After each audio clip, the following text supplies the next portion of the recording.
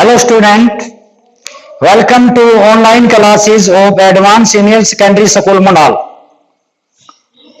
Class 9th SS History इतिहास Lesson 2 Part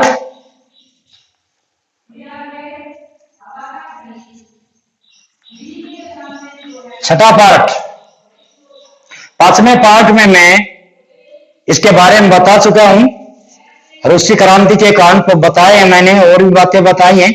इसके जितने बड़े प्रश्न हैं सभी मैं आपको समझाकर यहां करवाऊंगा। अपने ध्यान से सुनना और उसको कॉपियों के अंदर भी लिखना है, याद रह जाएगा।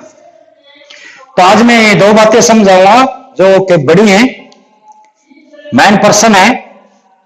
एक तो फरवरी क्रांति और एक तो अक्टूबर क्रांति क्या थी।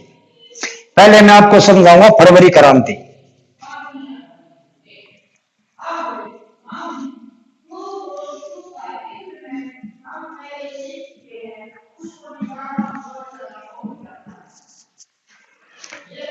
फरवरी क्रांति क्या थी पहले ये जानना जरूरी है।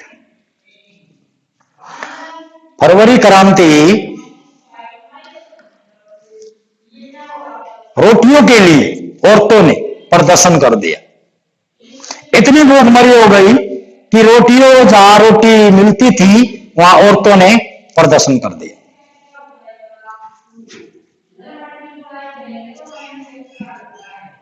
रोटी के लिए औरतों ने प्रदर्शन कर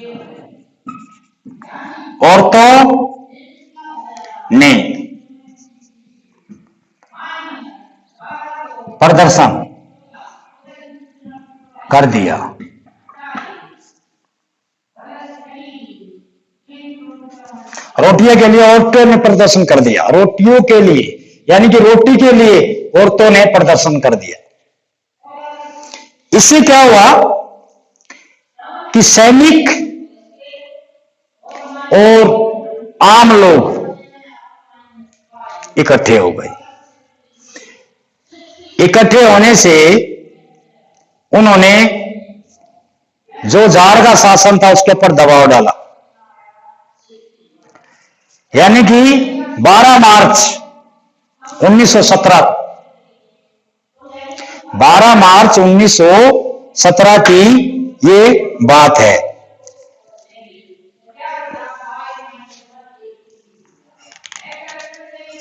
बारह मार्च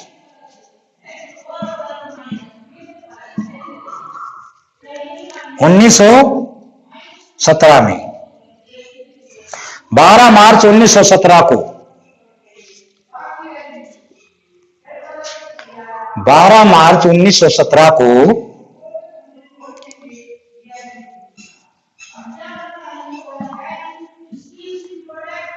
और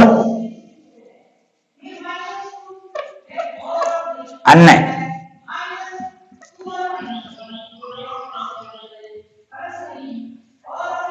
लोगों ने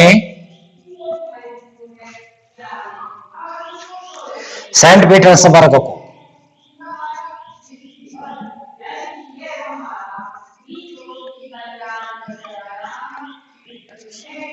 पीटर्सबर्ग तथा मॉस्को को पर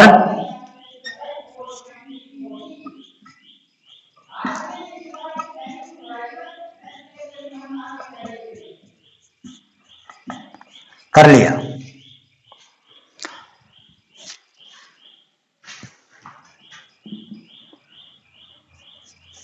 सेंट पीटर्सबर्ग और मॉस्को पर सैनिकों और अन्य लोगों ने अधिकार कर लिया और जार शासन छोड़कर शासन को छोड़ दिया उसने। राजा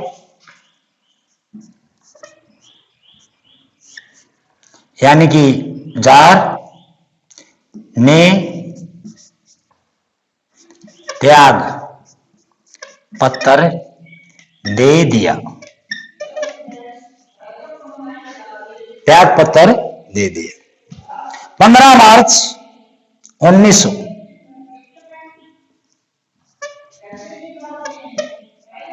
1917 में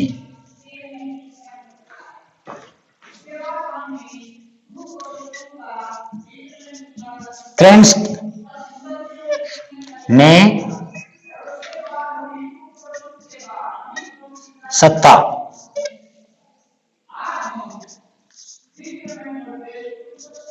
संभाली।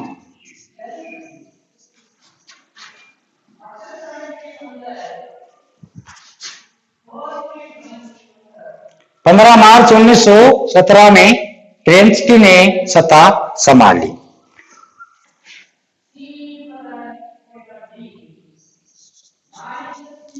जार के पतन को ही फरवरी क्रांति का नाम दिया गया। जार का जो पतन हो गया उसी को फरवरी क्रांति का नाम दिया गया। अब मैं आपको बताता हूं बोल्शेविक। नंबर 2 अक्टूबर क्रांति। बोल्शेविक तो मनसेविक बोल्शेविक वो बाद में आएंगे। अब मैं अक्टूबर क्रांति को समझाता हूं। रूस में जनता की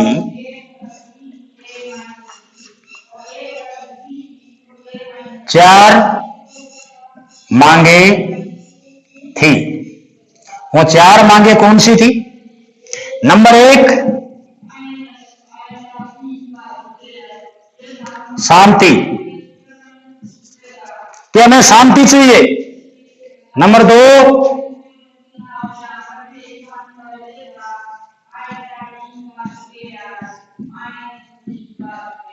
किसानों को भूमि का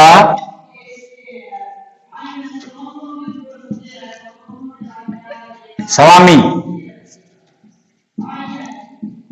बनाया जाए। किसानों को भूमि का स्वामी बनाया जाए। जो किसानों की भूमि है उनको दे दी जाए। नंबर 3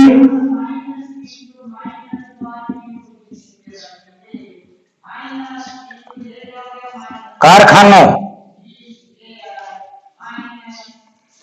पर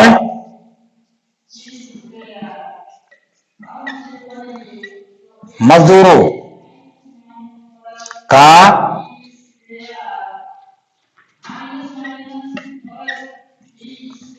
नियंत्रण, कारखानों पर मजदूरों का नियंत्रण होना चाहिए। और नंबर 4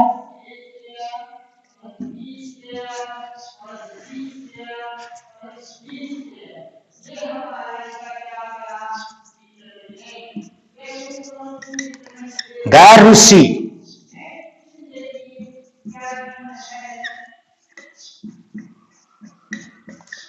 जातियों को सम्मान। ये थी 4 मांगे आम जनता की। वहां रूस में शांति स्थापित की जाए, किसानों को उनकी भूमि दे दी जाए जो किसानों की भूमि थी,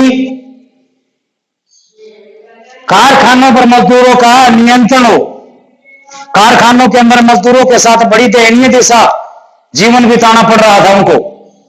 जो पूंजीपति थे वो बाहर से थे, कारखाने लगे हुए थे बाहर वालों के, वो बहुत ही दयनीय दशा करते थे मजदूरों के साथ। इसलिए मजदूर चाहते थे कि कारखानों पर उनका नियंत्रण हो। और लास्ट है 4 गैर रूसी जातियों को सम्मान मिले। जार ने बहुत से गैर रूसी देशों को जीतकर रूस में मिला रखा था, लेकिन उनके साथ समानता का भाव नहीं था, उनके ऊपर बलपूर्वक रूसी भाषा को लादा जा रहा था, उनकी संस्कृति के महत्व को कम किया जा रहा था, उनके साथ रूस वाले लोगों की तरह समानता नहीं थी, इसलिए रूस के खुद लोग चाहते थे कि उनके साथ भी हमारे जैसी समानता हो। तो ये अक्टूबर क्रांति की 4 मांगे थी, इसके मैं आगे बताऊंगा। वहां सरकार कौन थी? ये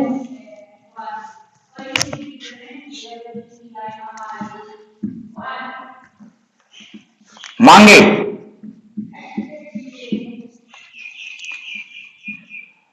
रूस की सरकार ने नहीं मानी। रूस की सरकार उस समय थी अस्थायी सरकार केरेंस्की की, उसने ये बात नहीं मानी और इस प्रकार वह अस्थायी सरकार भी छोड़ गई। अप्रैल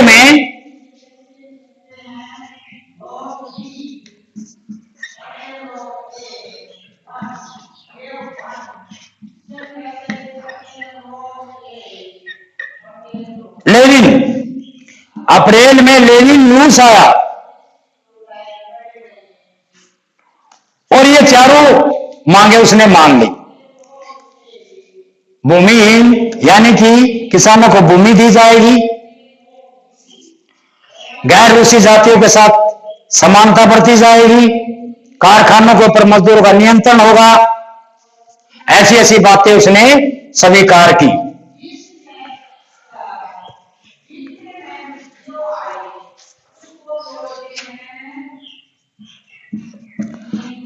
अप्रैल में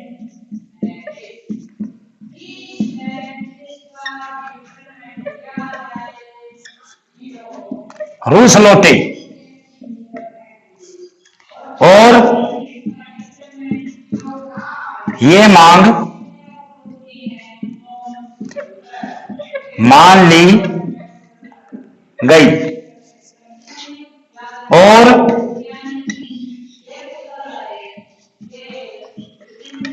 मई में लियोन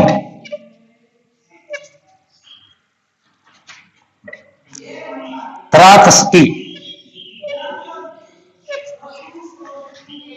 भी रूस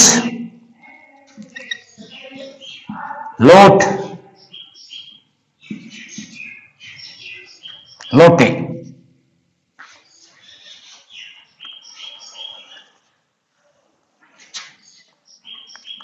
उन्होंने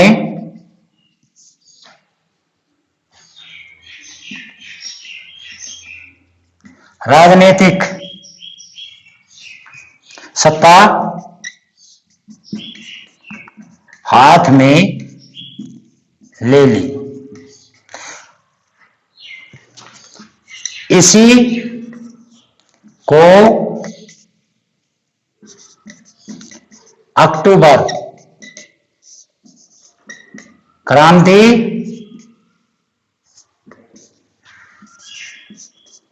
कहते हैं। इसी को अक्टूबर क्रांति कहा गया। आखिर के अंदर जो